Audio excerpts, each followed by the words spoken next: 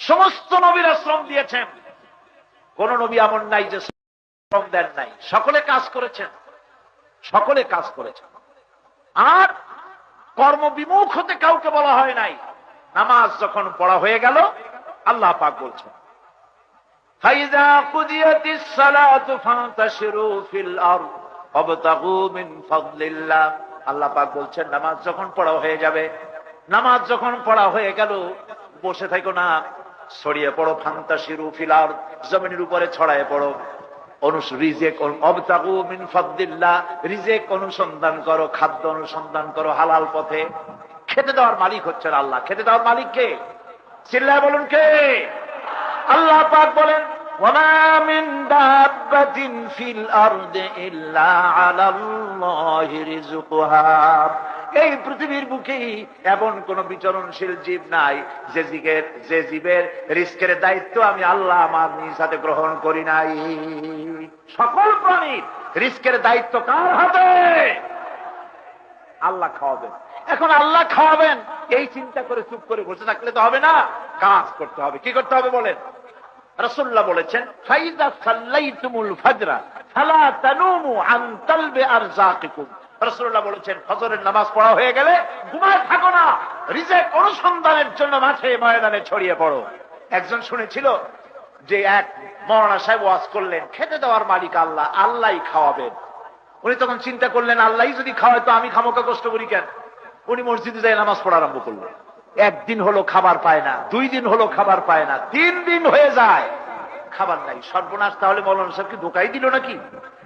হঠাৎ দেখে মসজিদের বারান্দায় একটা লোক বসে পটলা খুলিয়া তার ভিতর থেকে রুটি এবং হালুয়া বের করে খাচ্ছে। এ তখন মনে মনে ভাবলো আমারে তো আর দেখতে পাচ্ছে না এই লোক, তো আমি তার একটু দৃষ্টি আকর্ষণ করি। সেজন্য সে মসজিদের ভেতরে বসে গলায় খাকড়া দিল। মসজিদের বারান্দা যে খাচ্ছিল সে ভেতরে তাকিয়ে দেখে একটা লোক তার চোখ টুক গর্তে চলে গেছে। বুঝলো লোকটা অনাহারী। সাহেব বক্তৃতা করছে ঠিক, কিন্তু ব্যাখ্যাটা ঠিক মতো দিতে পারেন। আরেকদিন ওই মাওলানা সাহেব ওয়াজ করছেন, ভাইয়েরা কোনো চিন্তা করবেন না, রিজিকের মালিক আল্লাহ।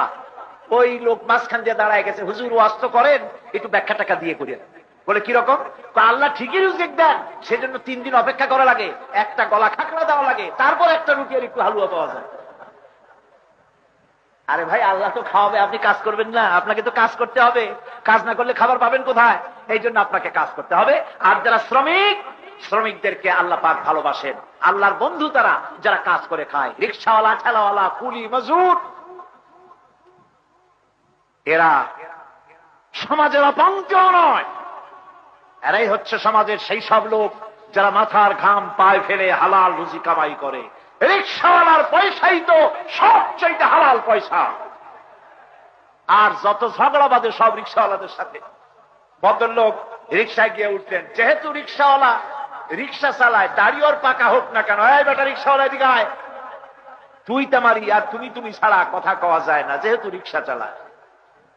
আসলো, উনি রিকশায় বসলেন, ঠ্যাংয়ের উপরে ঠ্যাং ফেলাইয়া। সাহেব যাবেন কোথায়? আরে বেটা তোর দরকার কি, চালা, সামনে যা, গাড়ি যা, বাইরে যা, পিছে যা। অনেক দূর চলার পর ভাড়া হয় 15 টাকা, দিল 10 টাকা। স্যার ভাড়া হয় 15 টাকা, এত কষ্ট করলাম আপনি 10 টাকা দিলেন। আয় বেটা রেড বুক দেখা। এই রিকশাওয়ালার কাছে তার মাথার ঘাম পায়ে ফেলানো পয়সা, রেড বুক চাইলো। আর এই লোকটা যখন নিউ মার্কেটে অথবা স্টার্ন প্লাজায় অথবা বড় কোনো দোকানে গেল, শাড়ি কিনলো, সোনা কিনলো, একটা পেপসি আর একটা 7 আপ খাওয়াই দিল। তারপরের দাম কত? এটার দাম 22,793 টাকা 75 পয়সা। একটু জিজ্ঞেস করে না এত দাম কেন নিবেন? পয়সাটা বাইর করে দিয়া, ভদ্রতা, এটা জেন্টিলিটি, এটা ভদ্রতা। এর দামাদামি করা ঠিক না, উপরে লেখাই আছে ফিক্সড প্রাইস। এইখানে কথা কয় না, এখানে ঠিক পয়সা গুনিয়া দেয় ভদ্রতার খাতিরে। যত দামাদামি আর যত রাগারাগি রিকশাওয়ালার সাথে, আহা, কুলির সাথে। আড়াই মনের বস্তা টেনেছে মাথায় করে, মাথার ঘাম পায়ে ফেলেছে। মজুরি হয় 20 টাকা, দেয় মাত্র 10 টাকা। তারপর আবার চোখ রাঙানি। ঠিক কিনা? ঠিক কিনা?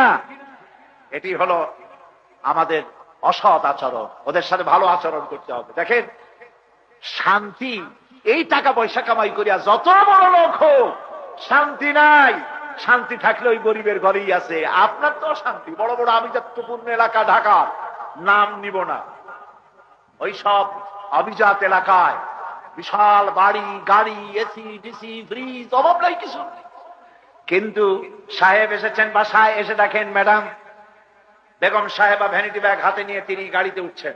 আহারে, আমি এখন পরিশ্রান্ত হয়ে আসলাম, আর আপনি যান কই? খাইয়েটাই শুয়ে রইল, সিডেক্সিন খাইলো, কি বলে আপনার যত রকমের রিল্যাক্সিন ফিল্যাক্সিন যে সমস্ত ওষুধপত্র আছে সব খাইলো, ঘুম মোটে আসেই না। ছেলে সন্তানগুলি, ছেলে একটা কার মেয়ে নিয়ে কোথায় পালায় গেছে তার ঠিক নাই, মেয়ে চলে গেছে কোথায় তার ঠিক নাই। ছেলে দেখলে বাপেরও ভয় লাগে, মাথায় ভাল্লুকের মতো চুল, উল্লুকের মতো নখ, চোখ দুইটা মদ খাইয়া গর্তের ভিতরে চলে গেছে। হায় হায়, কি দুর্দশা! ঘুম আসে না, খাবার খাইতে পারে না। প্রত্যেক দিন পোলাও কোরমা খাইলে পয়সা কমবে না, কিন্তু ডাক্তার বলেছে খাইতে পারবেন না। খাসির চর্বি, ইলিশের পেটি, আর মোটা মোটা চিংড়ি মাছ, এগুলি খাওয়াটাও যাবে না। পাঙ্গাসের পেটিও খাওয়া যাবে না। আরে তাহলে খাবো কি? আরে খাবেন কি বোঝেন না? আপনার যে রোগ হয়েছে, হার্টের পেশেন্ট আপনি, হৃদয়জনিত রোগ, সর্বনাশ হয়ে গেছে। খাবো কি? খাবেন সকালবেলায় একটা মুরগির পুষ, দুপুর বেলায় খাবেন একটু ফলের জুস, রাতে খাবেন এক স্লাইস টুস। রিজেক্ট কন্ট্রোল হয়ে গেল, রিজেক্ট কন্ট্রোল হয়ে গেছে। ঘুম নাই, খাবার নাই। এবার যান রিক্সাওয়ালার বাড়ি, এবার যান আপনি কুলির বাড়ি, মজুরের বাড়ি, আর বাড়ি নাই, শুয়ে আছে রাস্তার পাশে পলিথিন দিয়া, চাল দিয়া, সারাদিন 2.5 মণের বস্তা টেনেছে, পায়ে প্যাডেল করে রিক্সা চালাইয়া যে পয়সা পেয়েছে, ভালো আটা কিনতে পারে নাই, ভালো চাউল কিনতে পারে নাই, কোন রকম রান্না করেছে বউ, ঘরে গিয়ে বসেছে পচা ডাইল আর একটুখানি ভাত বা রুটি, এগুলি নিয়ে স্ত্রীর পাশে বসে খাওয়াচ্ছে। এই স্ত্রী ভ্যানিটি ব্যাগ নিয়ে কোনো ফাংশনে যাচ্ছে না, কাছে বসে আঁচল দিয়ে ঘাড় মোছায় দিতেছে, তুমি খুব কষ্ট করেছো, আর একটু খাও, আদর করতেছে, খাওয়াচ্ছে, খাইয়া টাইয়া হাতটারে মুছিয়া মুখের উপরে লাগা, আলহামদুলিল্লাহ, আল্লাহ তুমি খুব খাওয়াইছো। এরপরে শুয়ে গেল, ওর পালঙ্ক নাই, ওর গদি নাই, ওর স্প্রিং এর খাট নাই, ওর ফোম নাই, শর্ট বিছানো বিছানা আর বালিশ, ইটের উপরে কভার লাগানো, এইটা মাথার তলে দিয়ে ঘুম দিল। এমন ঘুম, নাকের গর্জনে ট্রাকের ইঞ্জিন ফেল। শান্তি কোথায়? শান্তি 10 তলা বিল্ডিং এ নাই। শান্তি যদি আল্লাহ দেন, তাহলে ছেঁড়া খাতার ভিতরে ওখানেও আল্লাহ শান্তি দিতে পারেন। আর না দেন যদি, বিরাট বিল্ডিং এর ভিতরে শান্তি পাবে না, প্রধানমন্ত্রী হয়ে শান্তি পাবে না, প্রেসিডেন্ট হয়ে শান্তি পাবে না, মন্ত্রী হয়ে পাবে না, লাখো কোটি টাকার মালিক হয়ে শান্তি পাবে না। প্রতি মুহূর্তে মৃত্যুর প্রহর গুনতে হবে। শান্তি দিবেন আল্লাহ। শান্তি দেওয়ার মালিক কে? আলা বিযিকরিল্লাহি তাতমাইন্নুল কুলুব। মানুষের অন্তরাত্মা প্রশান্তি দিতে পারে কেবলমাত্র আমার জিকির, আমার স্মরণ। কার জিকির? কার স্মরণ? করেন জিকির। সুবহানাল্লাহ, আলহামদুলিল্লাহ, লা ইলাহা, সুবহানাল্লাহ, আলহামদুলিল্লাহ, লা ইলাহা ইল্লাল্লাহ, সুবহানাল্লাহ।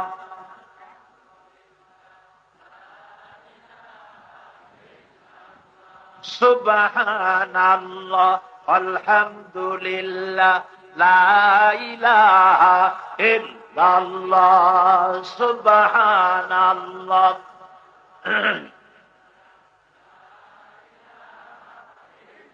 ভাইরা, শ্রমের অধিকার ইসলাম দিয়েছে। কে দিয়েছে? আরো জোরে বলেন। আমার রাসূল নিজে শ্রম দিয়েছেন, শুধু শ্রমিকদের বক্তব্য রাখেন নাই, নিজেও শ্রম দিয়েছেন। বন্ধুগণ, রাসূলুল্লাহ বলেছেন, শ্রমিকের গায়ের ঘাম শুকিয়ে যাওয়ার আগে ওর ন্যায্য প্রাপ্য বুঝিয়ে দাও। কোন আলহামদুলিল্লাহ। পারিশ্রমিক ঠিক না করে কাউকে শ্রমে লাগাইও না।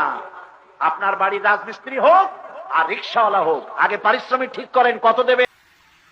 শ্রমিকদের মধ্যে মনিবের মধ্যে কোনো ক্লাসে স্ট্রাগল হতে পারে না, মালিকের মধ্যে কোনো ক্লাসে স্ট্রাগল হতে পারে না যদি খাওয়া পড়ার এই ব্যবধান যদি না থাকে, সব যদি সমান করে দেওয়া হয়।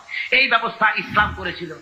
আজকে ইসলামী স্টেট না থাকার কারণে আমার দেশের মধ্যে আমার দেশের ছেলেপেলেরা ইসলামকে না বুঝে তারা ভিন্ন পথে পরিচালিত হচ্ছে।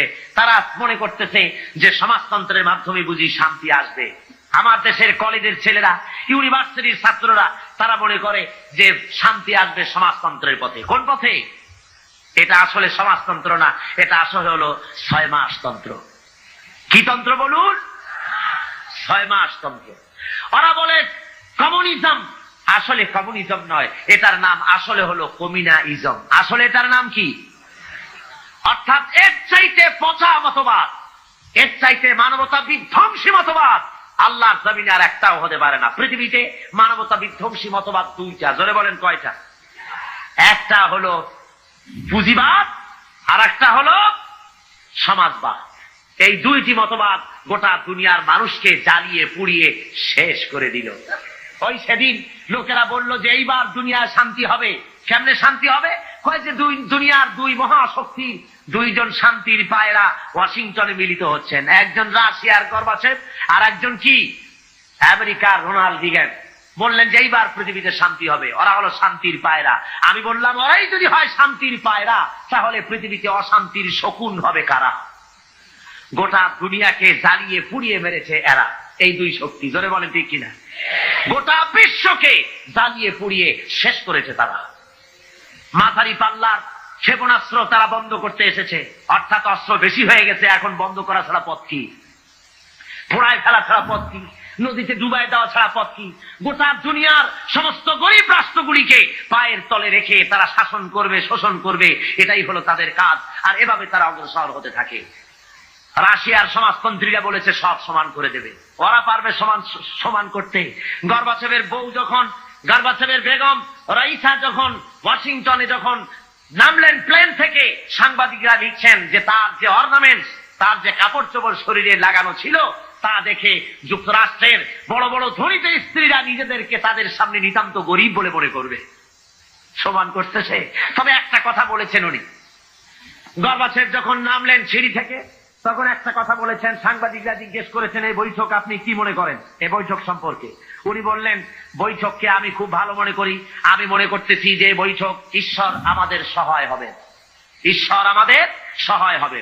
দুনিয়ার পত্র পত্রিকাগুলি কমেন্ট করলো নাস্তিক্যবাদী রাশিয়ার প্রেসিডেন্ট, নাস্তিক্যবাদী দেশের প্রেসিডেন্ট বলছেন ঈশ্বর সহায় হবে।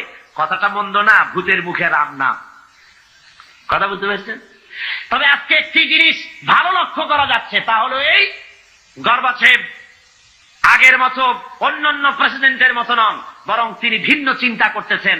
দুনিয়ার বুকে গণতন্ত্র ছাড়া যে পথ নাই, গণতন্ত্রই একমাত্র মানুষকে কল্যাণ দিতে পারে, কমিউনিজমের মতবাদে শান্তি আসতে পারে না, এই কথাটি মনে হয় তার মাথার মধ্যে কিছুটা ঢুকেছে। তাই পুঁজিবাদী গণতন্ত্রের সাথে হাত মিলাবার চেষ্টা করতেছে। কিন্তু শেষ রক্ষা হবে না। পুঁজিবাদও পৃথিবীকে বাঁচাতে পারবে না, আর সমাজবাদও পৃথিবীর ক্ষুধা দারিদ্র থেকে গোটা বিশ্বকে বাঁচাতে পারবে না। এই পৃথিবীকে যদি বাঁচাতে হয়, তাহলে বাঁচাতে পারবে কে বলুন? জোরে বলেন, কে বাঁচাতে পারবে? ইসলাম বাঁচাতে পারবে, আর কেউ বাঁচাতে পারবে না এই পৃথিবীকে। এই পৃথিবীকে বাঁচাবার জন্য একমাত্র ইসলাম। সুতরাং ইসলাম ছাড়া অন্য কোন মতবাদ মানতে আমরা রাজি না। কি বলেন, আপনারা রাজি? ওরা বলে সব সমান করে দেব। আমার বিরুদ্ধে তারা অভিযোগ তোলে, আমি সমাজতন্ত্রের বিরুদ্ধে কথা বলি, কমিউনিস্টদের বিরুদ্ধে কথা বলি। কমিউনিস্টদের বিরুদ্ধে তো কথা বলতেই হবে, যেহেতু তারা আল্লাহকে মানে না। কমিউনিস্টরা কি মানে না বলুন? জোরে বলেন, কি মানে না? কমিউনিস্টরা নাস্তিক, তারা আল্লাহকে অস্বীকার করেছে। মার্কস এন্ড এঙ্গেলস এই বইয়ের ভিতরে 385 পৃষ্ঠায় এর মধ্যে লেখা হয়েছে যে ধর্ম হলো একটি ধর্ম মানুষেরা নিজেরা তৈরি করেছে। ধর্ম বলতে আসলে কোনো জিনিস নাই। কার্ল মার্কস তার one step forward to step back বইয়ের মধ্যে লিখেছেন ধর্ম হলো মানুষের জন্য আফিম। সুতরাং কোন লোক কমিউনিজমের আন্দোলন করে অথচ মসজিদে যায়, নামাজে পড়ে, মন্দিরে যায়, এই অবস্থা যদি হয়, তাহলে বুঝতে হবে যে সে কমিউনিজমের দায়িত্ব পালন করছে না, সে এখনো কমিউনিজমকে বুঝতে পারে নাই। তার মানে হলো তারা সম্পূর্ণ ধর্ম বিরোধী, আল্লাহ বিরোধী। কমিউনিজমের ইতিহাসে আল্লাহর অস্তিত্ব নাই।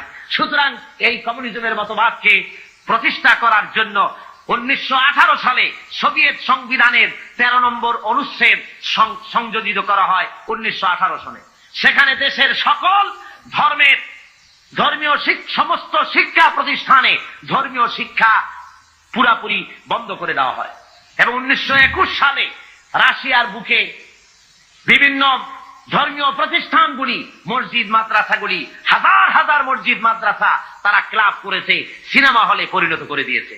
1924 সালে তারা রাশিয়ান সরকারের অধীনে সেখানে গডলেস অ্যাসোসিয়েশন হয়, অর্থাৎ খোদাদ্রোহী, খোদা মানে না নাস্তিকদের সমাজ সেখানে তৈরি হলো।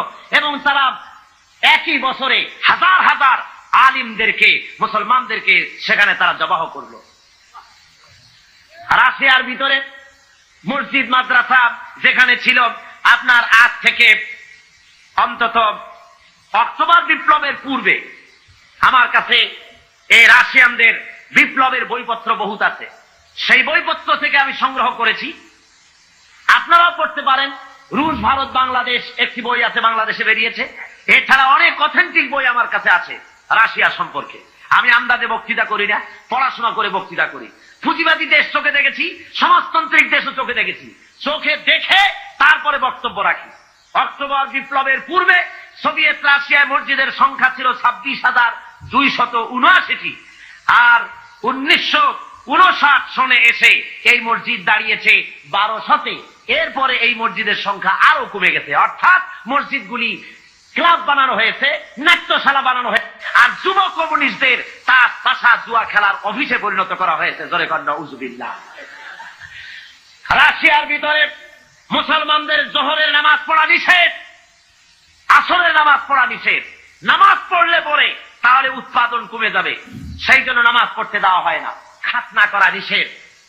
হজ তো করতেই পারে না, হজ করার কোন সুযোগ তাদের কাছে নাই, যেহেতু ব্যক্তি মালিকারা নাই, হজ করবে কেমনে? যাকাত দেওয়ার তো প্রশ্নই ওঠে না। এই অবস্থা হলো সেই সমাজে। মানুষেরা সবচাইতে বেশি দুঃখে কষ্টে সেখানে আছে। বিশ্বকবি, কবি সম্রাট আল্লামা ইকবাল রহমাতুল্লাহ আলাইহি তিনি ওই রাশিয়া সফর করে তিনি বলেছিলেন দুঃখ করে, আয়ে তয়রে লাহুতি উস রিজক সে মौत अच्छी जिस रिज़्क़ से आती हो परवाज़ में कोताही। যে রিজেক তোর হরিল আজাদি, নীল আকাশের আলো, তাহার চাইতে স্বাধীন মরণ হাজার গুণে ভালো। যে রুজি খেতে গিয়া হে উড্ডয়নশীল পাখি, যে রিজেক খেতে গিয়ে তোমার স্বাধীনভাবে ওড়া বন্ধ হয়ে গেছে, ওড়ার স্বাধীনতা বন্ধ হয়ে গেল, তার চাইতে তোমার স্বাধীনভাবে না খেয়ে মরে যাওয়া অনেক ভালো ছিল। রাশিয়ার বুকে লোকেরা কথা বলার অধিকার পায় না। পত্রিকা গভর্নমেন্টের, টেলিভিশন গভর্নমেন্টের, সেদেশে তাদের রেডিও গভর্নমেন্টের, প্রচার মিডিয়া সব গভর্নমেন্টের হাতে, জনগণের কাছে কিছু নাই। এই এলাকায় যদি 10,000 লোক খতম করে দেওয়া করে, পাশের 1 মাইল দূরে লোকদের জানার কোনো উপায় নাই। প্রত্যেকটা মানুষের পেছনে গোয়েন্দা লাগানো রয়েছে। নিজের বাক স্বাধীনতা নাই, গণতন্ত্র নাই। বলেন রাশিয়ায় গণতন্ত্র আছে? জোরে বলেন আছে? কোরিয়ায় গণতন্ত্র, আপনার যেসব জায়গায় সমাজতন্ত্র প্রতিষ্ঠা হয়েছে সেসব জায়গায় কি গণতন্ত্র আছে? নাই। আমাদের দেশে এই গণতন্ত্রের বুলি নিয়ে কমিউনিস্টরা ময়দানে নেমেছে, গণতন্ত্রের শ্রদ্ধাবরণে তারা কাজ করতে চাচ্ছে। আসলে তারা হলো ইসলামের সবচাইতে বড় দুশ্মন। ইসলামের সবচাইতে বড় দুশ্মন কারা? জোরে বলেন, সবচাইতে বড় দুশ্মন কারা? তারা সুযোগ খুঁজতেছে, সুযোগ পেলেই তারা মুসলমানদের উপরে আক্রমণ করবে, আফগানিস্তানের মতো দশা ঘটিয়ে ছাড়বে। তারা মুসলমানদের ধোঁকা দেওয়ার জন্য। আপনারা বলেন, কোনদিন আপনারা শুনেছেন যে কমিউনিস্টরা হজ করেছে? কমিউনিস্টদের লিডাররা তো সব বড় বড় ধনী, কোটি কোটি টাকার মালিক কমিউনিস্টদের লিডারেরা। আপনারা শুনেছেন কোন কমিউনিস্ট লিডার জীবনে হজ করেছে? শুনেছেন? জোরে জবাব দিবেন, শুনেছেন? কোনদিন তাদের রোজা রাখতে দেখেছেন? কোনদিন যাকাত দিতে দেখেছেন? কোনদিন তাদেরকে কোন আলেম ওলামাদের কাছে এসে দোয়া চেতে দেখেছেন? অর্থাৎ তারা আল্লাহকে সম্পূর্ণ স্বীকার করেছে, এরা আল্লাহকে মানে না। শুধুমাত্র বাংলাদেশের যেহেতু 10 কোটি মুসলমান কাজ করতে অসুবিধা হবে, তাই তাদের নেতা মরে গেলে পরে জানাজার অনুষ্ঠান করে মানুষকে ফাঁকি দেওয়ার জন্য। তাদের নেতা মারা গেল আর জানাজার জন্য বাইতুল মুকাররমের সমস্ত টুপি খরিদ হয়ে গেল। বাইতুল মুকাররমে আর টুপি ছিল না, সব টুপি তারা কিনলো। কেনার পরে চলে গেল জানাজার নামাজ পড়ার জন্য। জানাজা পড়তে গেল, ওরাই গেল নামাজ পড়েছে, তাহাজ্জুদের নামাজও পড়ে, তারা আল্লাহ বিশ্বাস করে, ঠিক কিনা করে? মুসলিম লীগ করে, বিএনপি করে, অন্যান্য যত রকমের আছে, এরা মুসলমান, কোন সন্দেহ নাই। এরা কি? তাদের রাজনৈতিক চিন্তার সাথে আমাদের মিল না হতে পারে, কিন্তু তারা মুসলমান। কিন্তু মনে রাখতে হবে এরা মুসলমান ঠিকই, কিন্তু কমিউনিস্টরা যে কাফের এতে কোনো সন্দেহের অবকাশ। যেহেতু তারা আল্লাহ মানে না, তারা রাসূল মানে না। যদি আল্লাহ রাসূল মানে তাহলে কার্ল মার্ক্সের মতবাদ কেন মানে জিজ্ঞাসা করি, মানতে পারে? সুতরাং আজ মুসলমানদেরকে ঐক্যবদ্ধ হতে হবে। ওরা চায় বাংলাদেশকে আর একটা আফগান বানাতে। কি বানাতে চায়? আফগানিস্তানে যুদ্ধ চলতেছে বিগত 9 বছর। কত বছর? 9 বছর রাশিয়ার কাফেরেরা যুদ্ধ চালাচ্ছে আফগানের বুকে। আফগানের মুসলমানেরাও কম না, আলহামদুলিল্লাহ পড়েন। আফগান মুজাহিদিনরা এ পর্যন্ত প্রায় 70 থেকে 80 হাজার রাশিয়ার কাফের সৈন্যদেরকে জাহান্নামের টিকিট করে পাঠিয়ে দিয়েছে, আলহামদুলিল্লাহ পড়েন। আল্লাহ রাব্বুল আলামিন মুসলমানদেরকে মদত করে থাকেন যারা আল্লাহর কাছে মদত চায়। সুতরাং ওরা চায় দেশকে আফগান বানাতে। আমি বলি মুসলমানদেরকে, মুসলমানেরা, আফগানের মুসলমানেরা পালাবার জায়গা পেয়েছে। 50 লক্ষ আফগানি মুসলমানেরা আজ পাকিস্তানে আশ্রয় নিয়েছে। 7 লক্ষ আফগানি তারা জায়গা পেয়েছে ইরানে। কিন্তু বাংলাদেশে যদি তোমার উপরে রাশিয়ান কাফিরেরা, কমিউনিস্ট কাফিরেরা যদি মুসলমানদের উপরে বাংলাদেশে আফগান স্টাইলে বিপ্লব শুরু করে দেয়, তোমার পালাবার কোনো জায়গা আছে নাকি বলো? জোরে বলেন, পালাবার জায়গা আছে? একটা জায়গা আছে। কোথায়? বঙ্গোপসাগর। আত্মহত্যা করতে হবে। সুতরাং আমার দেশের আজাদী, আমার দেশের স্বাধীনতা রক্ষা করার দায়িত্ব এদেশের মুসলমানদের। কাদের দায়িত্ব? ওরা মুক্তিযোদ্ধাদের ব্যবহার করতে চায়। মুক্তিযোদ্ধারা এদেশের মর্যাদার পাত্র। যেরকম আলহামদুলিল্লাহ, দেশকে তারা স্বাধীন করেছেন। এর মধ্য থেকে কয়েকটা ভাগ হয়েছে। একটা ভাগ সরকারের সাথে চলে গেছে, একটা ভাগ বিভিন্ন রাজনৈতিক দলে চলে গিয়েছে, একটা ভাগ কমিউনিস্টদের দলে একটা ভাগ চলে গিয়েছে। এরা তারাও তার নাম দিয়েছে মুক্তিযুদ্ধ চেতনা বিকাশ কেন্দ্র। আর যখন ইসলামের আওয়াজ আসে তখন তারা বলে মুক্তিযুদ্ধের চেতনা বহির্ভূত কাজ হচ্ছে। বলে না? জনে বলেন, বলে না? মুক্তিযুদ্ধ, ইসলাম মুক্তিযুদ্ধের চেতনা বহির্ভূত নয়, বরং স্বাধীনতা সংগ্রামের সময় যদি একথা লোকের জানা থাকতো যে দেশে সমাজতন্ত্র প্রতিষ্ঠার আন্দোলন চলবে, স্বাধীনতা আন্দোলনে মুসলমানের অংশগ্রহণ করতো না। জনে বলেন, ঠিক কিনা? এদেশের লোকেরা পশ্চিমা শক্তির বিরুদ্ধে লড়াই করেছে, জালিমদের বিরুদ্ধে লড়াই করেছে, সমাজতন্ত্র প্রতিষ্ঠার জন্য লড়াই করে নাই। আমার আজকের মাহফিলে বাংলাদেশ মুক্তিযোদ্ধা সংসদের সেক্রেটারি জেনারেল আপনাদের সামনে স্পষ্ট করে বলেছেন, তিনি আমার কাছে একথা বলেছেন যে কাবা শরীফের গিলাফ ধরে দোয়া করেছি, আল্লাহ স্বাধীনতার পতাকা যেমন উড়াইছি, ইসলামের পতাকা উড়াবার তৌফিক দিও আল্লাহ।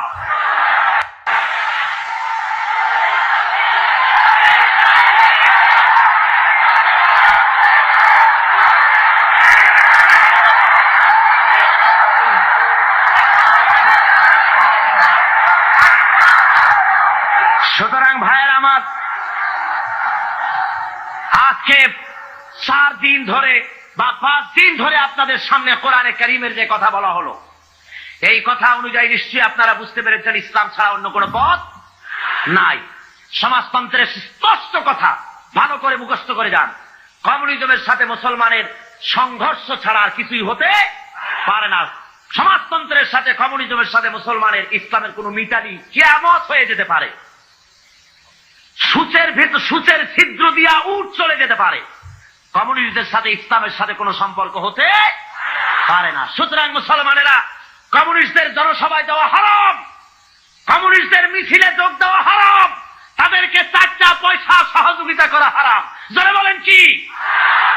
মুসলমানেরা, কমিউনিস্টদের কোন সহযোগিতা তোমরা করবে? কারা করবে না হাত উঁচু করে দেখাও। হাত নামান, হাত নামান, হাত নামান।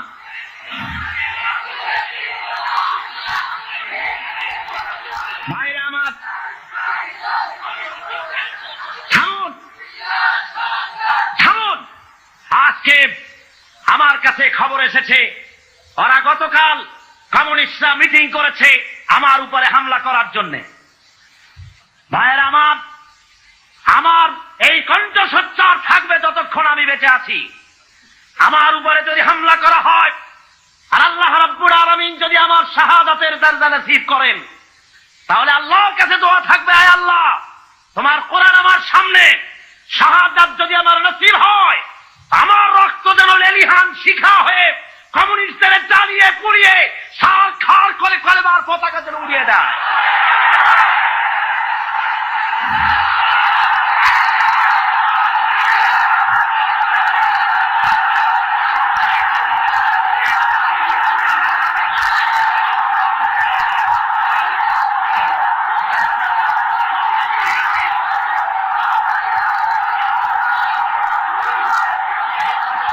ভাইরা আমার, আল্লাহ রাব্বুল আলামিন সাফ করে বলেছেন, জমিন হলো আল্লাহর, এই জমিনে আপনারা কোরআনের রাজ কায়েম করার জন্য প্রস্তুত আছেন?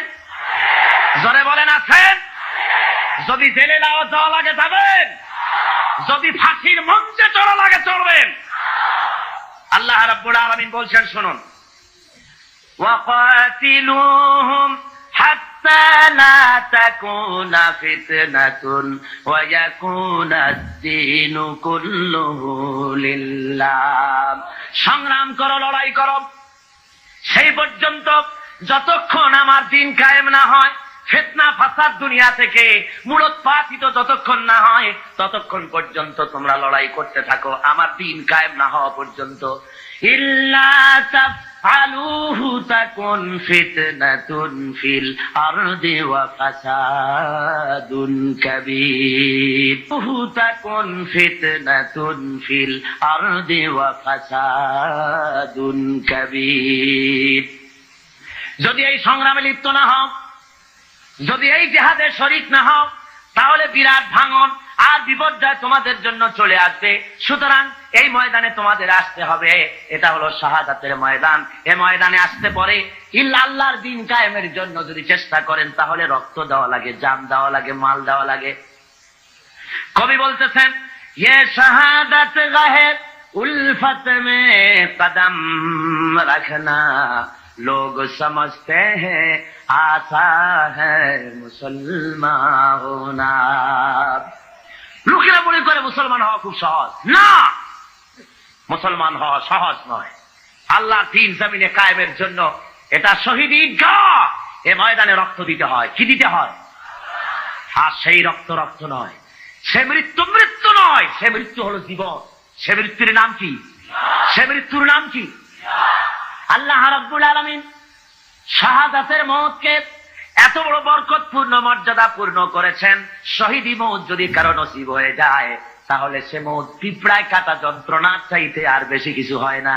মানুষ মরে যাবে, শহীদি মওত যদি নসিব হয়ে যায়, মরার সঙ্গে সঙ্গে এদিকে মরবে আর ওদিকে আল্লাহ রাব্বুল আলামিনের সঙ্গে দিদার নসিব হয়ে যাবে। এই ময়দানে কাজ করতে আসবেন, অস্ত্রপাতির প্রয়োজন নাই, জনসংখ্যা বেশি দেখার দরকার নাই। আল্লাহ বলেছেন, ঈমান যদি মজবুত হয়, তাহলে তোমার যা দরকার আমি দিয়া দিব। ইন তানসুরুল্লাহ ইয়ানসুরকুম, তুমি যদি আল্লাহর মদদ করো, আল্লাহ তোমাকে সাহায্য করবেন। তার মানে হলো, তোমরা যদি ইসলামের সাহায্য করো, আল্লাহ তোমাকে সাহায্য করবেন। জোরে বলেন সুবহানাল্লাহ। আল্লাহর সাহায্য করো, ইসলামের সাহায্য করো, তোমাকে আল্লাহ সাহায্য করবেন। তাওহীদ কি আমানত सीनों में है हमारे। আল্লামা ইকবাল বলেন, তাওহীদ কি আমানত सीनों में है हमारे, मुमकिन नहीं मिटाना नाम निशान हमारा। একাত্মবাদের আমানত আছে সিনার মধ্যে। আমরা ভয় পাই না কাউকে, যেহেতু আমরা কাপুরুষ নই, আমরা মর্তে মুমিন। আমরা কারা বলুন? ভয় পাই না। সুতরাং আমাদের অস্তিত্ব মাটি থেকে মিটিয়ে দেওয়ার ক্ষমতা কারো নাই। হযরতে সাদ বিন আবি ওয়াক্কাস রাদিয়াল্লাহু তাআলা আনহু পারস্যের বহরাস নগর অবরোধ করে নদী পাড়ি দিয়ে চলে যাবেন, নদীর উপরে আফ্রিকার ভূখণ্ডে চলে যাবেন ইসলাম প্রচার করার জন্য। 60,000 মুসলমান সাহাবীর সাথে। হযরতে সাদ বলছেন, এই মুসলমানেরা, দরিয়া পার হওয়ার কোনো ব্যবস্থা নাই, তো এখন তোমরা কি ইসলাম এই পর্যন্ত রাখবা না আফ্রিকায় নিয়ে যাবা? মুসলমানেরা বলল, আপনার যা হুকুম করবেন, ইসলামের আওয়াজকে ছড়িয়ে দেওয়ার জন্য আমরা সে হুকুম মানতে রাজি আছি, আফ্রিকার ভূখণ্ডেও যাব। হযরতে সাদ বলেন, তোমরা আমার সঙ্গে তাহলে পড়ো, নাস্তাঈনু বিল্লাহি ওয়া নাতাওয়াক্কালু আলাইহি হাসবুনাল্লাহু নি'মাল ওয়াকিল নি'মাল মাওলা ওয়া নি'মান নাসীর। পড়েন সবাই, নাস্তাঈনু বিল্লাহি ওয়া নাতাওয়াক্কালু আলাইহি হাসবুনাল্লাহু নি'মাল ওয়াকিল নি'মাল মাওলা ওয়া নি'মান নাসীর।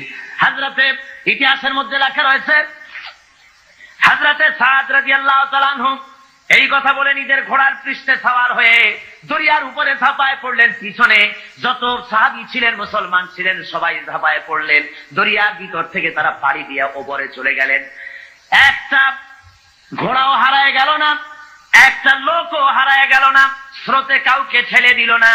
ওপার ওঠার পর সেনাপতি জিজ্ঞেস করেন, ও মুসলমানেরা, কারো কোনো জিনিস হারায় গেছে নাকি? একজন বলল, আমার পানির পেয়ালাটা তুফানের ধাক্কায় কোথায় পড়ে গেছে সেটা তো পেলাম না।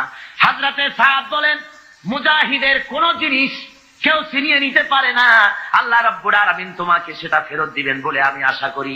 এই কথা তিনি বক্তৃতা করতেছেন, এমন সময় লক্ষ্য করা গেল তুফানের আঘাতে একটি বাটি এসে তাদের সামনে পড়ে গেল। আল্লামা ইকবাল রাহমাতুল্লাহ আলাইহি এই ঘটনা লিখতে গিয়ে লেখেন, দশত দশত হ্যায় दरिया भी न छोड़े हमने, दस्त दस्त है दरिया भी न छोड़े हमने, बहर जुल्मत में दौड़ा दिए घोड़े हमने। প্রান্ত তো প্রান্ত, অন্ধকার ঘোর কৃষ্ণ রজনীতে শ্রাবণের খরস্রোতা নদীর উপরে ঘোড়া দাবড়িয়ে আফ্রিকার ভূখণ্ডে আমরা ইসলামের পতাকা তুলেছি। আমরা সেই মুসলমান। আফ্রিকার গভর্নর গ্রেগরিয়াস মুসলমানদের থাকার জায়গা করে দিলেন পাহাড়ের কাছে, জঙ্গলের কাছে, যাতে করে মরতে সুবিধা হয়। জঙ্গলের ভিতরে বাঘ আছে, সিংহ আছে, মুসলমানদের খাইয়ে ফেলবে, যুদ্ধ করা লাগবে না, বিনা যুদ্ধেই কেল্লা হবে, এই চিন্তা করে ওখানে থাকতে দাও। হযরতে সাদ একটা মেম্বার তৈরি করলেন, ওই মেম্বারের উপরে দাঁড়িয়ে জঙ্গলের দিকে লক্ষ্য করে বললেন, সন্ধ্যা ঘনায় এসেছে।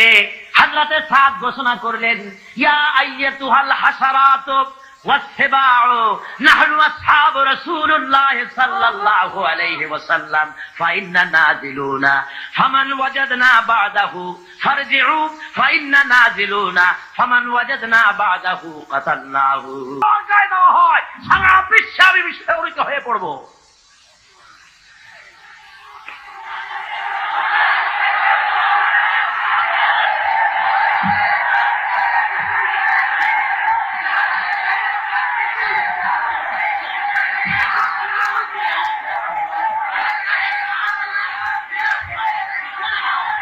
ভাইরা আমার, এই জন্য আজকে মুসলমানদের সামনে ইতিহাস পড়ে আছে, কোন ভয় নাই।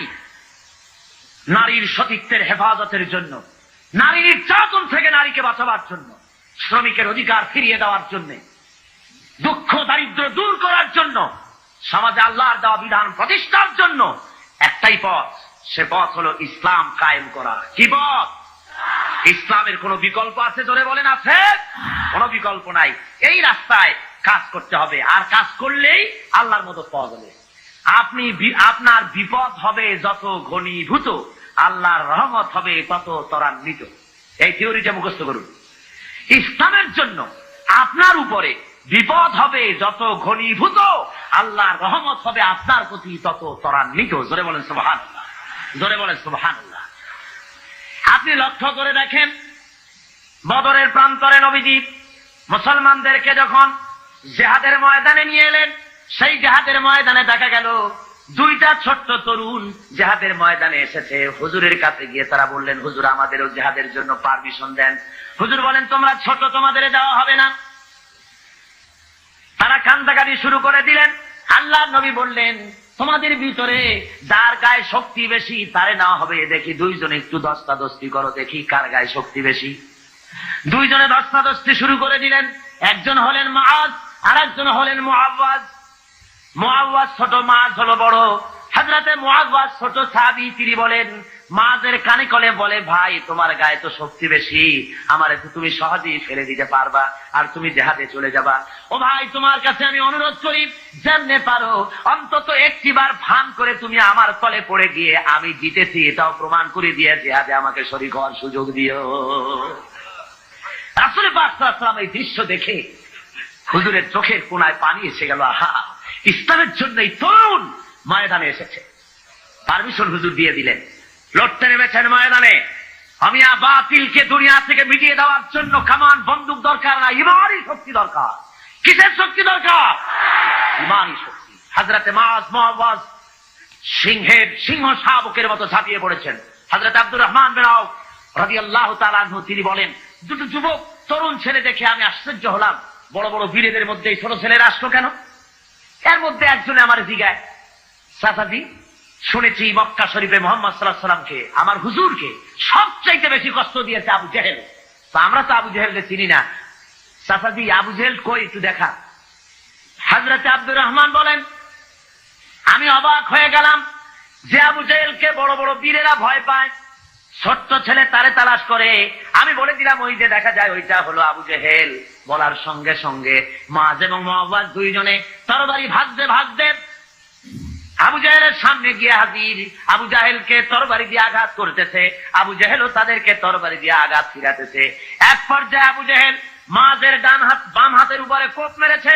হযরত আব্দুর রহমান বলেন, আমি লক্ষ্য করে দেখলাম মুআজের হাতটা কেটে গিয়া বগলের চামড়ায় ঝুলে আছে, শুধু ডান হাত দিয়ে তরবারি চালাতেছে। এবার দেখা গেল বাম হাতটা ঝুলন্ত কর্তৃত হাত সামনে নড়াচড়া করে ডিস্টার্ব করতেছে বলে ডান হাত দিয়ে তরবারি চালাতে পারে না বলে হযরতে মুআজ এবার নিজের কাটা হাতটা পায়ের তলে চাপ দিয়া বিরাট জোরে ঝটকা একটা টান মেরে বাম হাতটা ছিঁড়ে ফেলে দিয়া ডান হাতের তরবারি দিয়ে এমন জোরে আঘাত মারলেন, আবু জেহেল দুনিয়া থেকে জনমের মতো বিদায় হয়ে গেল। ভাইরা আমার, আল্লাহ রাব্বুল আলামিন এই জন্য কোরআনে কারীমের মধ্যে বলেছেন, ওয়া কানা হাক্কান আলাইনা নাসরুল মুমিনিন। পড়েন সবাই আমার সাথে, ওয়া কানা হাক্কান আলাইনা নাসরুল মুমিনিন। মুমিনদের জন্য সাহায্য করা আমি আল্লাহর জন্য হক, ওয়াজিব।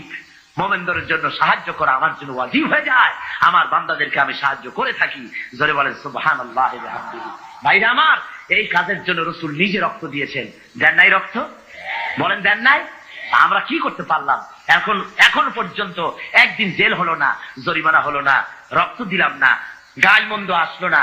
ইসলামী আন্দোলন করতে গেলে গাইল আসবে, মন্দ আসবে, অপপ্রচার আসবে, গালাগালি আসবে, আপনাকে মারা হবে, জেল জরিমানা হবে, সহ্য করতে হবে। তা না হওয়া পর্যন্ত আল্লাহর দিন কায়েম হতে কখনো পারে না। ভাইয়ের আমার, রাসূল পাক সাল্লাল্লাহু আলাইহি ওয়াসাল্লামের শরীর মুবারক থেকে রক্ত পড়েছে উহুদের ময়দানে। বুখারী শরীফের হাদিসে আছে, রাসূল পাক সাল্লাল্লাহু আলাইহি ওয়াসাল্লামকে কাফেররা ঘিরে ফেলেছে। সাহাবায়ে কেরাম হুজুরকে ঘিরে রেখেছে যাতে করে কাফেরদের আঘাত না লাগে। রাসূলের শরীরকে হেফাজতের জন্য সাহাবীরা যে সমস্ত তীর নিজেদের পিঠে গ্রহণ করেছে। জিহাদের পরে দেখা গেছে একা তালহার পিঠের মধ্যে রাসূলকে হেফাজত করতে গিয়া 80টা তীর প্রবেশ করেছিল। হযরতে রাসূলের দান্দান মোবারক শহীদ হয়ে গেল, কপাল ভেঙে গেল, মাথায় লোহার টুপি পরা ছিল, হেলমেট পরা ছিল, হেলমেট ভেঙে গিয়ে কপালের মধ্যে ঢুকে গেল। নবীজি বেহুশ হয়ে জমিনের উপরে পড়ে গেলেন। হুঁশে যখন এসেছেন, নবীজি তখন কপালের উপরে হাত বুলাইয়া যখন এনেছেন, তাকায় দেখেন হাত দুইটা রক্তে ভরে গেছে। হুজুর তখন বলেন, আহারে, এই জমিনের, এই এলাকার, এই জাতির কল্যাণ কেমন করে হতে পারবে যেই জাতি তার নবীর চেহারা রক্ত দিয়া লাল বানাইয়া দিল। হযরত আলী পানি ঢালেন, হযরতে ফাতেমা রাদিয়াল্লাহু তাআলা আনহা নিজের আঁচল দিয়ে, ওড়না দিয়ে কোন রকম করে রক্ত বন্ধ করার চেষ্টা করেন, কোন রকমই রক্ত বন্ধ হয় না।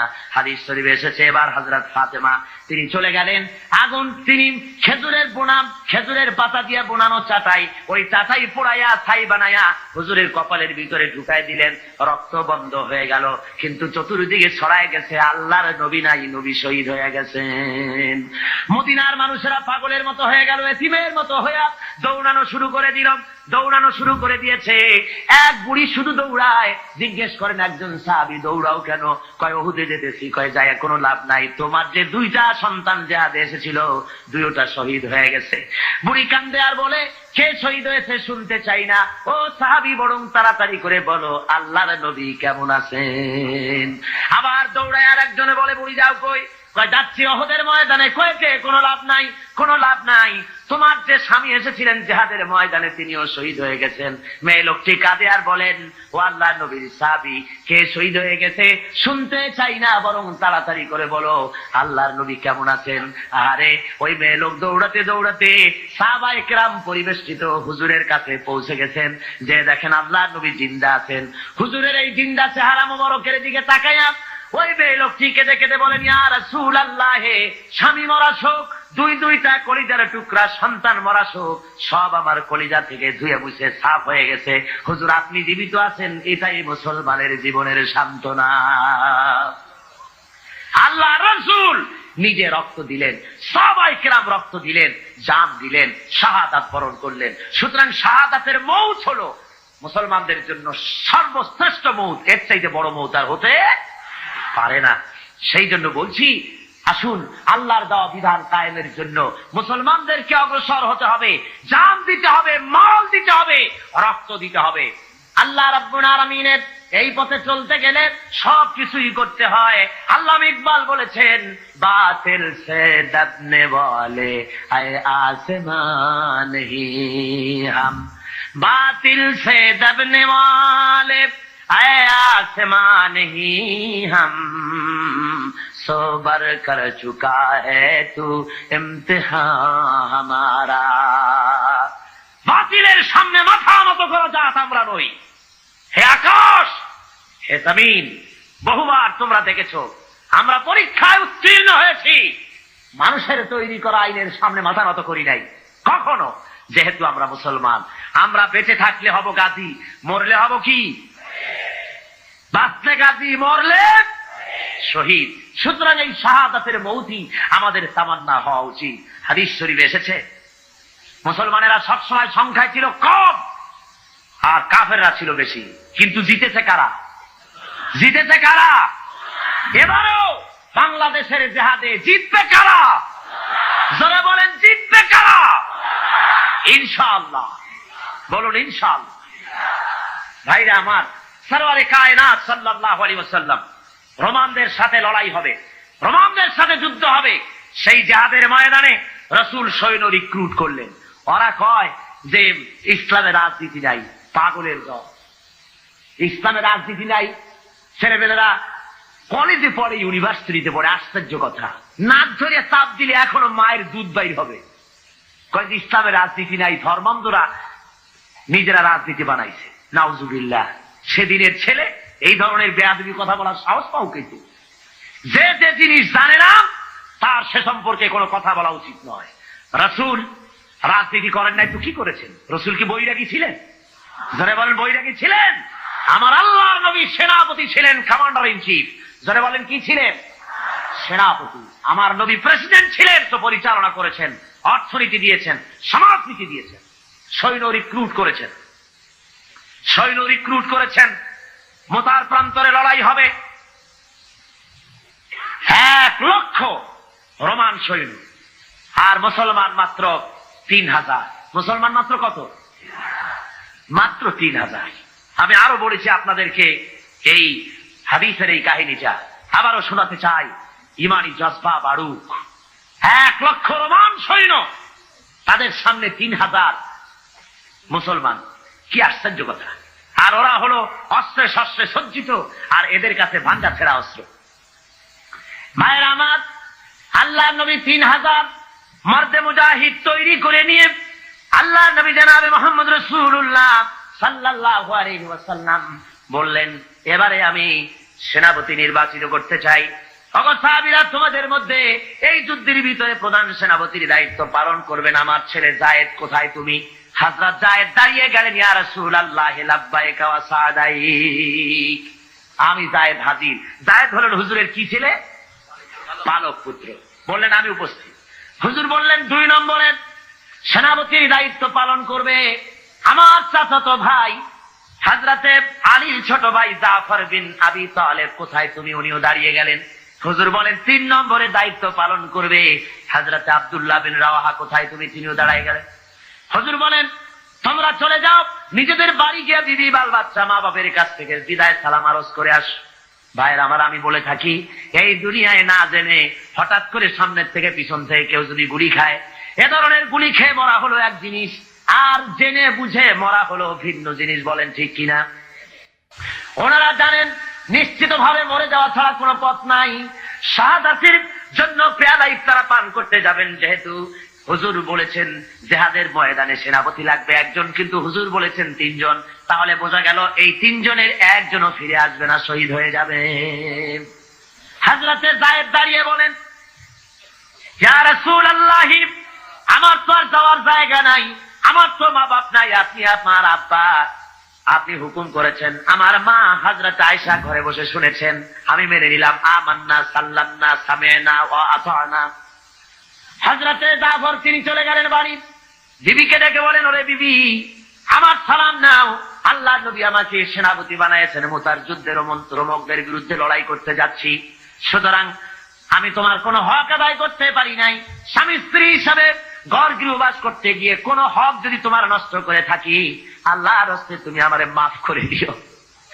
স্ত্রী বলেন, ওগো আমার স্বামী, আল্লাহ নবী অর্ডার করেছেন, সে পথ থেকে ফিরাবার কোনো ক্ষমতা আমার নাই।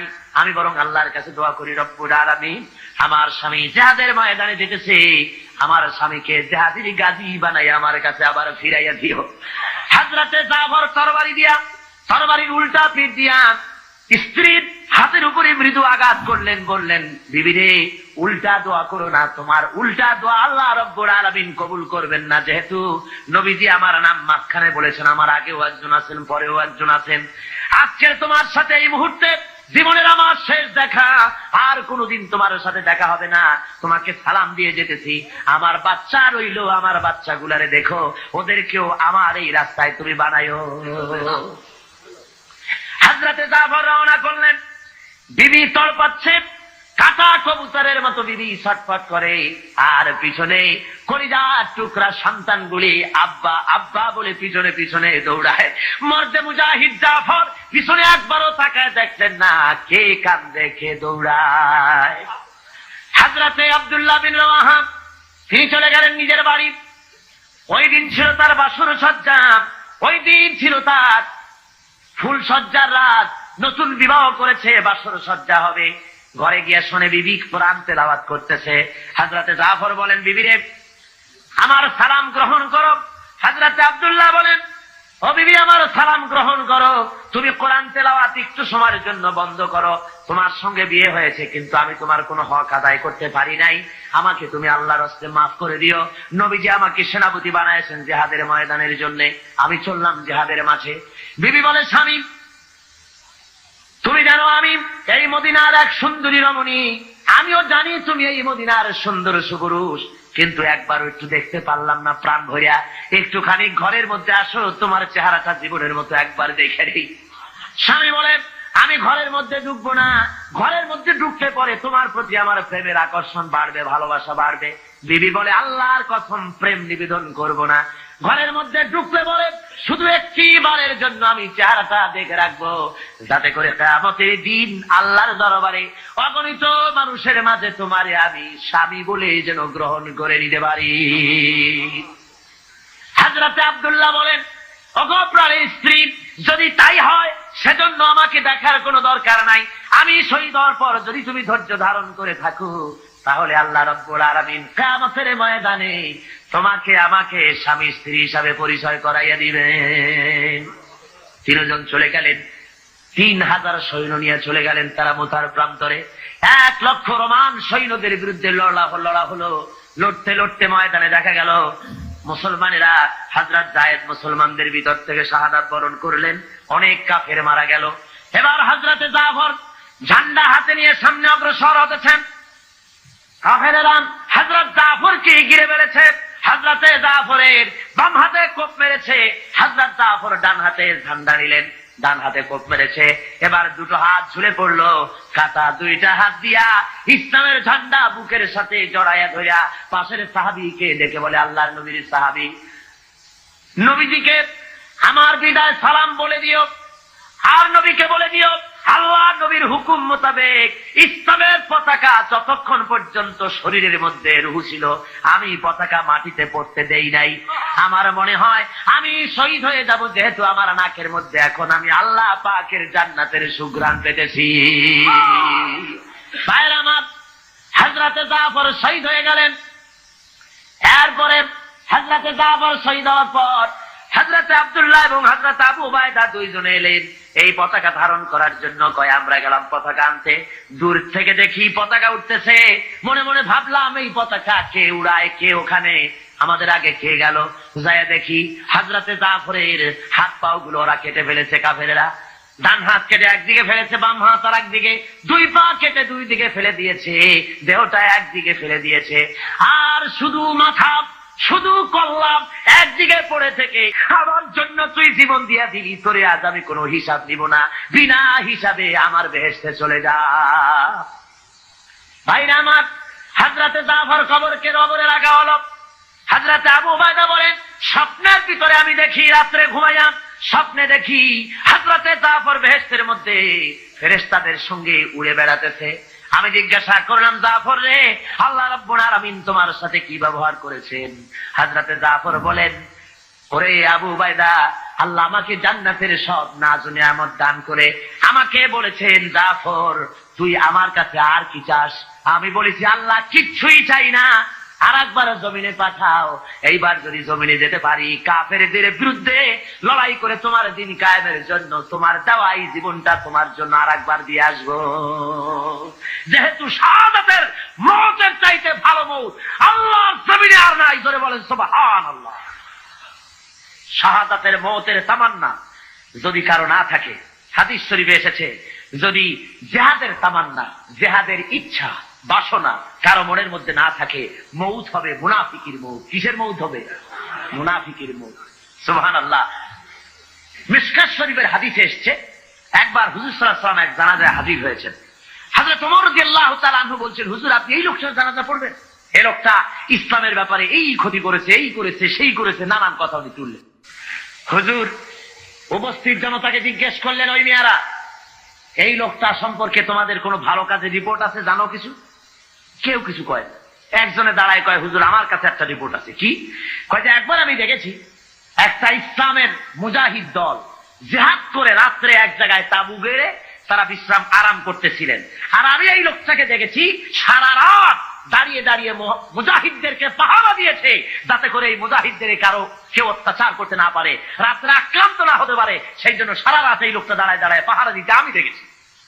হুজুর জানাজা পড়লেন, মিশকাত শরীফের হাদিস। হুজুর জানাজা নিজে পড়লেন, জানাজা পড়ে কবরের মধ্যে রেখে আল্লাহর নবী বলেন, ও কবরওয়ালা, তোমার সাথীরা তোমাকে বলে জাহান্নামী, আর আমি নবী মুহাম্মদ রাসূলুল্লাহ সাল্লাল্লাহু আলাইহি ওয়াসাল্লাম সাক্ষী দিতেছি, বেশক তুমি আল্লাহর জান্নাতি। সুবহানাল্লাহ, সুবহানাল্লাহ। হুজুর বলেন, ওমর, মানুষের শুধু বাহ্যিক দিকটাই দেখতেই দেখো না, তার অন্তরের আবেগ মহব্বতের দিকটাও দেখো, জন্মটাও দেখো। ধরে বলেন সুবহানাল্লাহ। ভাইয়ের আমার, আল্লাহর দেওয়া এই বিধান বাংলার জমিনে কায়েম করার জন্য সাহাবায়ে কেরাম যেমন রক্ত দিয়েছেন, রাসূল পাক যেমন রক্ত দিয়েছেন, জান দিয়েছেন, বাংলার জমিন আমাদের প্রিয় মাতৃভূমি, এই জমিনে আল্লাহর দেওয়া বিধান কায়েম করতে যদি রক্ত দেওয়া লাগে, জান দেওয়া লাগে, দিবেন আপনারা? দিবেন আপনারা? আমি আজকে এই মাহফিলে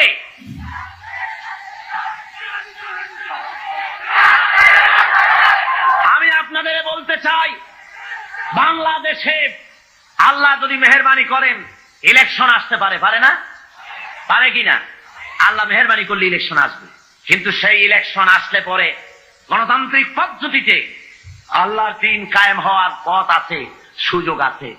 যে কোনো আদর্শকে সফলতার শীর্ষে পৌঁছে দেওয়ার জন্য দুইটা পথ, একটা বিপ্লব আর একটা হলো গণতন্ত্র। বিপ্লবের পথ রক্ত পিচ্ছিল, আর গণতন্ত্রের পথ সহজ এবং সাবলীল। আমাদের দেশে গণতন্ত্রের পরিবেশ আছে, আছে না? গণতন্ত্রের পরিবেশ আছে। এই গণতান্ত্রিক পরিবেশে যদি গণতন্ত্র আসে, ইলেকশন যদি হয়, তাহলে এবারের ভোটগুলি যাবে কোথায়? কাদের কাছে যাবে? ধরে বলেন, ইসলামের কাদের কাছে দিবেন? কিন্তু বসন্তের কোকিল আছে এক রকমের। বসন্তের কোকিল চেনেন? নাম শুনছেন, চেনেন না? বসন্তের কোকিল কারে বলে? সারা বছরে খোঁজ নাই, বসন্তের সময় কু কু করে, ঠিক কিনা? ইলেকশন আসতে পরে এক শ্রেণীর হুজুর আসবেন, সারা বছর রাজনৈতিক ময়দানে নাই, জেলে নাই, জরিমানায় নাই, কোথাও নাই। অত দলীয় মোর্চা, অত দলীয় নেতা, লোক নাই, জন নাই, এসে পাগড়ি মাথায় দিয়ে বলবে ইসলাম গেল, আসুন আপনারা সবাই ভোট দিয়ে আমারে প্রেসিডেন্ট বানায় দেন। এরকম হুজুর, এ ধরনের পীর সাহেব, এ ধরনের কোন মৌলানা সাহেব দাঁড়াই দিতে পারে, আমারে ভোট দেন। এখন বলেন, যে লোকটার কোনো অফিস নাই, লোক নাই, কর্মী নাই, কিছু নাই, ইলেকশনের জন্য দাঁড়াইলো, আপনি বরকতের জন্য ভোট দিলেন, ইসলামের ভালো হবে না ক্ষতি হবে? জোরে বলেন, কি হবে? এই নেতা তো হুজুর সাল্লাল্লাহু আলাইহি ওয়াসাল্লামকে বানাইতে চাইছিল আবু জেহেল। নেতারা বানাইতে চাইছিল, হুজুরকে নেতৃত্ব দিতে চাইছিল না? হুজুর নেতৃত্ব নিয়েছিলেন? কেন নেন নাই? হুজুর বুঝেছিলেন এখন যদি আমি প্রেসিডেন্ট হই, তাহলে আবু জাহেল হবে কি প্রধানমন্ত্রী, ইসলামের সর্বনাশ হয়ে যাবে। লোক বানাইছেন 13 বছর বসে। সুতরাং ওই সমস্ত লোক ইলেকশনের সময় ময়দানে আসবে, যাদের লোক নাই, জন নাই, অফিস নাই, সারা দেশে কেউ নাই, ঢাল নাই, তরবারি নাই, নিধি নাম সর্দার। ইসলাম গেল, তাড়াতাড়ি ভোট দাও। লোকেরা মনে করলো হুজুরে ভোট দিয়ে একটুখানি সওয়াব কামাই করি, হুজুরে ভোট দিলেন। কয়েকজন হুজুর মৌলানা সাহেব গেলেন ইলেকশনে পার হইয়া, সারা দেশে কোনো কর্মী নাই তাদের, পার হয়ে গেলেন। বলেন, বঙ্গভবনে যায় যদি খতমে খাজে গান পড়েন, তাহলে অর্থনৈতিক দুরবস্থা দূর হবে? খতমে তাসমিয়া যদি পড়ে, খতমে নারিয়া, মিলাদ শরীফ বারবার যদি পড়ে পার্লামেন্টে, তাতে কি বালা মুসিবত, দেশের অর্থনীতি, সমাজনীতির মুসিবত কি কমবে? কমবে না, বরং সেখানে আপনাকে এই কাজ থেকে আপনাকে বিরত থাকতে হবে, দেখতে হবে কারা দাঁড়িয়েছে। অনেকে আমাকে বলেন, হুজুর বলেন তো ইসলামের কথা, কিন্তু দল তো অনেক, কোন দলে যাব? ইসলামের নামে কত দল, কোন দলে যাব? আমি জিজ্ঞেস করি, দল বলতে বোঝেন নাকি? দল মানে কি? বেবি ট্যাক্সি মার্কা দল, টেম্পু মার্কা দল, রিক্সা মার্কা দল, একটা ড্রাইভার, তারপর পিছনে 2টা প্যাসেঞ্জার, অর্থাৎ একজন প্রেসিডেন্ট, একজন সেক্রেটারি, একজন ট্রেজারার, একজন ক্যাশিয়ার, বাস, এই 3 জনের পার্টি। সারা দেশে অফিস নাই, লোক নাই, জন নাই, এগুলো দল হইল? জোরে বলেন, এগুলি দল হলো? অমুক ইসলাম, তমুক ইসলাম দিল একটা নাম দিয়ে জনমের মতো। ইলেকশন আসলে পরে প্রেসিডেন্টের কাছ থেকে, সরকারের কাছের থেকে টাকা খাইয়া ইলেকশনের জন্য দাঁড়ায় যায় পাগল ছাগল, ঠিক কিনা কন? জোরে বলেন, সত্য কিনা? আমি বলি, মিয়া দল যদি দেখতে হয়, অনেকে বলে যে কোন দলে যাব, তা আমি বলি যে বাজারে যখন ইলিশ মাছ কিনতে যান, ইলিশ মাছ কি শুধু এক দোকানে পাওয়া যায় না অনেক দোকানে পাওয়া যায়? তো আপনি অনেক দোকানে ইলিশ আছে বলে বাড়ি যেয়ে বলেন নাকি বউকে যে বাজারে তো গেছিলাম মাছ কিনতে, কিন্তু ইলিশ পাওয়া যায় বহু দোকানে, রাগ করে কোনো দোকান দিয়ে কিনি নেই। এটা কথা হলো? বরং আপনি কিনবেন ইলিশ টাটকা এবং পচা না, এরকম দেখে যার দোকানে পাওয়া যায় সেইটাই কিনবেন, ঠিক কিনা? দল আপনাকে অবশ্যই করতে হবে, কোনটা করবেন সে আকল আপনাকে আল্লাহ দিয়েছেন। দল বলা হয় তাদের কি ইসলামী দল দাবি করছে তারাই বলে যাদের কর্মী বাহিনী ছড়িয়ে আছে রাজধানী থেকে শুরু করে প্রত্যন্ত অঞ্চল পর্যন্ত, ঠিক কিনা কন? যারা ছাত্রদের ভিতরে কাজ করে, ইসলামের আওয়াজ তুলেছে, ছাত্রদের ভিতরে আওয়াজ তুলেছে, শ্রমিকদের মধ্যে আওয়াজ তুলেছে, নারীদের মধ্যে আওয়াজ তুলেছে, অমুসলিমদের মধ্যে আওয়াজ তুলেছে, কল কারখানা, সেক্রেটারিয়েট, বঙ্গভবন, ক্যান্টনমেন্ট, সর্বত্র ইসলামের আওয়াজ তুলেছে। আর মানুষের চিন্তা শক্তির পরিশুদ্ধির জন্য অগণিত ইসলামী সাহিত্যের ভান্ডার, সাহিত্য সম্ভার দিয়ে গোটা দেশকে ছেড়ে ফেলেছে। তার নাম ইসলামী আন্দোলন। জোরে বলেন, ঠিক কিনা? এই আন্দোলন কোনটি? তা বোঝার মতো আকল আপনাদের থাকা উচিত, এবং সেই দলে শরীক হয়ে আল্লাহর দেওয়া বিধান বাংলার জমিনে প্রতিষ্ঠা করার দৃঢ় শপথে উজ্জীবিত হতে হবে। আজকের মুসলমানদেরকে রাজি আছেন? জোরে বলেন, রাজি আছেন? তাহলে আজ এই মাহফিলে NSI, IB, SB, DFI, army intelligence, গভর্নমেন্টের গোয়েন্দা বিভাগের কেরামন কাতিবিন ভাইরা সব আছেন, ঠিক কিনা? সব আছে, কিন্তু দুর্ভাগ্য জাতীয় পত্রিকার সাংবাদিকগুলি আসেন না। ওই 2000-2500 লোকের বিশাল জনসভায় হাজির, ছবি টবি সব ঠিক মতো দেওয়া যায়, এটা দেওয়া যায় না। তার কারণ হলো এখানে যেসব কথা বলা হয় তা তাদের কিছুটা অসুবিধা। আমরা দোয়া করব আল্লাহ যেন এই অসুবিধা তাদের কাটায় ওঠার তৌফিক দেন। জোরে বলেন আমিন। এই বিশাল জনসমুদ্র গভর্নমেন্টের আইবি দেখে রাখো, এসবি, ডিএফআই দেখে রাখুন। এই বিশাল জনতা কি চায়? এই দেশের বুকে যারা ইসলাম চান, কোরআন ও সুন্নাহর আইন যারা চান, শুধুমাত্র সেই মুমিনেরা হাত তুলবেন, আর কেউ না। কোন মুনাফিক হাত তুলবেন না, এখন না, এখন না। কোন মুনাফিক হাত তুলবেন না, আল্লাহর কাছে দায়ী হয়ে যাবেন। যারা চান বাংলার জমিনে দিন কায়েম হোক এবং বসে থাকবেন না, ইসলামী আন্দোলনে শরীক হবেন আজকের থেকে, সেই সব মুমিনেরা হাত তুলবেন। একটা স্লোগান দিবেন এমন যে স্লোগান দিল্লির উপর থেকে মদিনা মুনাওয়ারা হয়ে আরশে আজিমে চলে যায়। পারবেন? কেউ মনে করবেন না আমি গভর্নমেন্ট হাই অফিসিয়াল, আমি একজন গভর্নমেন্টের বড় অফিসার, আমি যদি হা করে আল্লাহু আকবার বলি তাহলে আমার প্রেস্টিজ হ্যাম্পার করবে। থামুন, কোন মৌলানা সাহেব মনে করবেন না, থামো, কোন মৌলানা সাহেব মনে করবেন না আমি যদি হা করে তাকবীর দেই তাহলে আমার প্রেস্টিজ কনসার্ন হবে। এ ধরনের অসুবিধা হবে কারো? আলেম, পীর, বুজুর্গ, অফিসার, শিক্ষক, ছাত্র, শ্রমিক, মেহনতি জনতা, সমস্ত মানুষ এক মুহূর্তের ভিতরে গায়ের সমস্ত শক্তি গলার কাছে নিয়ে আসে। জীবনের শ্রেষ্ঠ একটি স্লোগান দিবেন, সারা জীবনের শ্রেষ্ঠ একটি স্লোগান, এমন জোরে আওয়াজ তুললেন কাফেরের কলিজা থরথর করে কাঁপবে। মুনাফিকি ছেড়ে দিয়ে ইসলামের কোলে চলে আসবে। পারবেন না? দুহাত উঁচু করে সিংহের মতো গর্জে উঠবেন, আকাশ বাতাস মথিত করে আওয়াজ চলে যাবে আরশে আজিমে। জোরে সরে দুহাত উঁচু করে সমগ্র শক্তি নিয়ে বলেন নারে তাকবীর, আরো জোরে নারে তাকবীর। দিন ইসলাম, দিন ইসলাম, বাংলাদেশ, বাংলাদেশ, কোরআন হাদিস, কোরআন হাদিস, ইসলামী সমাজ ব্যবস্থা, ইসলামী সমাজ ব্যবস্থা, আল কোরআনের আলো, ঘরে ঘরে জালো, সারা বিশ্বের মুসলমান নারে তাকবীর, আর জোরে নারে তাকবীর। এক মুহূর্তে বসে পড়ুন, এক সেকেন্ডের ভিতরে বসে পড়ুন, জোরে সোরে জিকির করেন লা ইলাহা ইল্লাল্লাহ।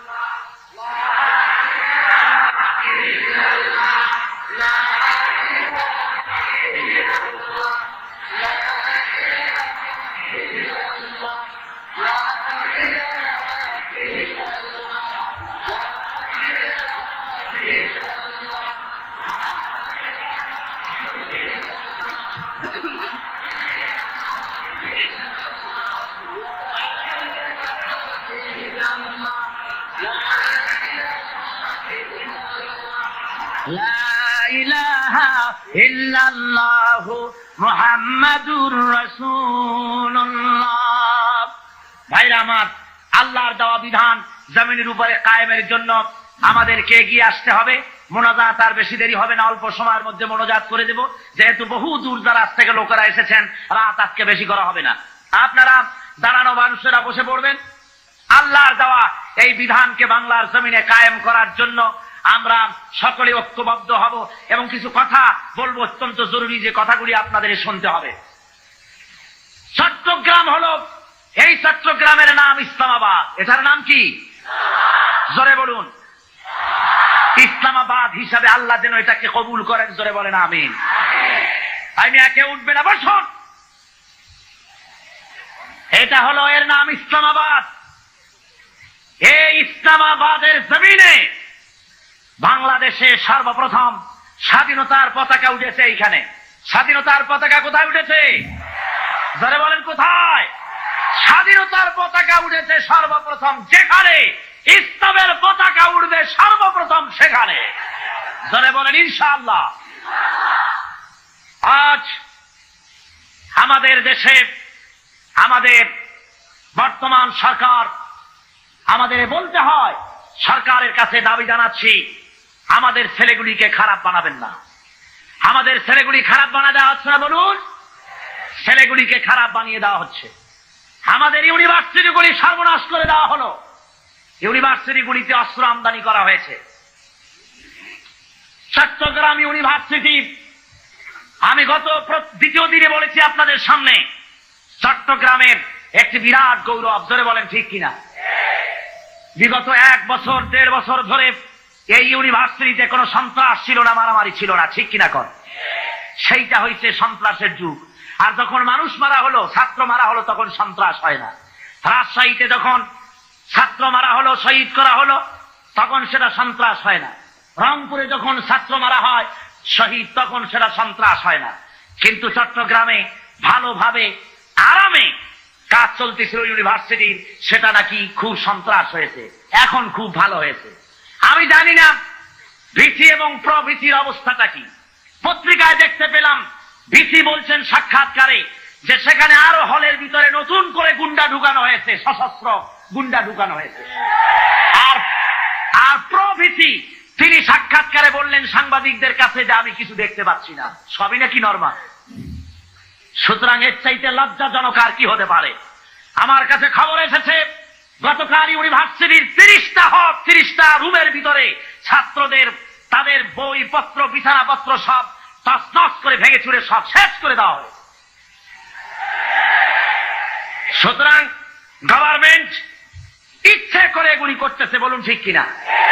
যারা বলেন সত্য কিনা? ঢাকা ইউনিভার্সিটি পুলিশ দিয়ে গভর্নমেন্ট অস্ত্র উদ্ধার করে নাই? যারা বলেন করে নাই?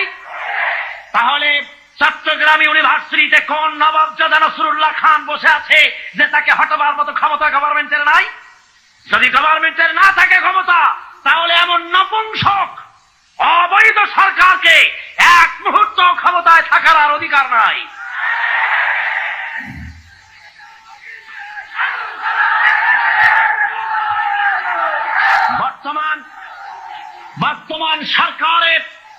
বর্তমান সরকারের ছত্র ছায়ায় সরকারের মদতপুষ্ট হয়ে কমিউনিস্ট